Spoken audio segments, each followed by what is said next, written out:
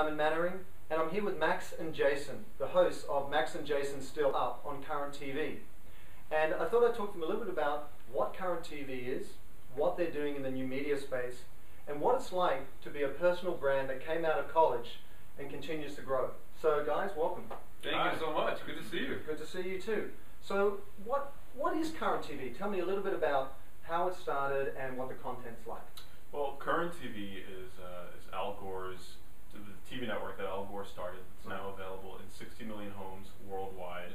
Wow. It's the fastest growing network in TV history, and we won an Emmy in our first year. So things have been going pretty well.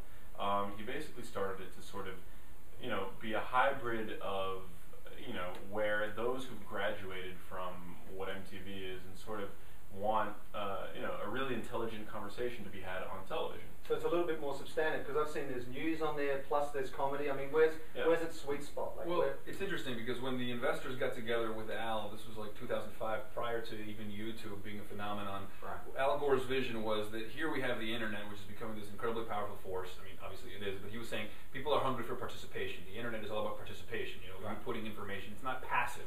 Television used to be kind of this one-way thing where you just consume it passively, and the internet is giving people a chance to voice their opinions and participate. And so he said, what if we bring that participatory phenomenon that people are hungry for to television? How can we make television participatory? So Current was kind of branded under this lens of being a dual screen experience and a two-way conversation. We would put the content on television and online. We would engage the audience to co-create the content, to be citizen journalists, to be authors of user-generated content. So it's not like it's an alternative to television or a Hulu or a sort of YouTube, it's all of the above. Right. Yes. I mean, you have to understand that Current was sort of launched in a time when MySpace had 20 million members and was still the place to be in the social networking sphere. I mean, that was really progressive. That was. It was crazy. Yeah, YouTube was yet to be completely ubiquitous. Hulu didn't exist. Facebook was not nearly what it is today with the news feed and wall. Pioneers. Right. Pioneers. Yeah, exactly. And so it was really innovative.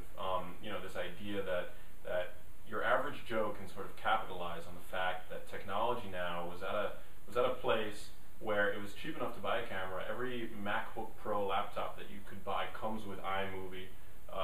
Editing software, for PCs is also really cheap. Anyone can basically tell a story. Right.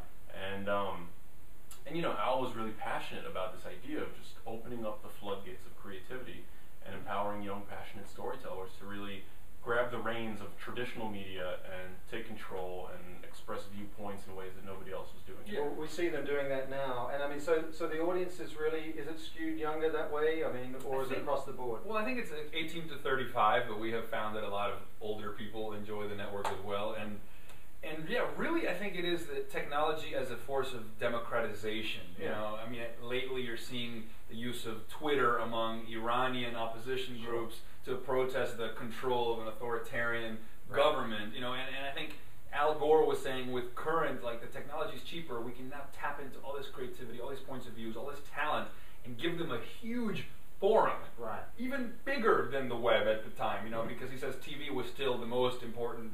It was the dominant medium at media. the time, right? Absolutely. And so, Current started in 17 million homes, and this distribution quickly expanded to 60, as Max had said.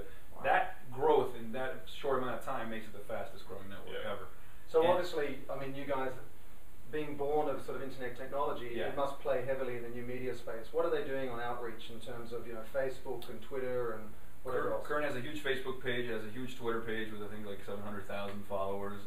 We have a partnership with YouTube. We have a partnership with Hulu, so we syndicate all the content. iTunes has some of the programming on there. And from the beginning, all of the content has been available for free online. So it's all free. There's no subscription. Well, there has been a sort of shift in the mentality at Current since we were there. There was sort of this initial impetus to try to put all of the content, to sort of be the gatekeepers of our own content and keep it all on current.com.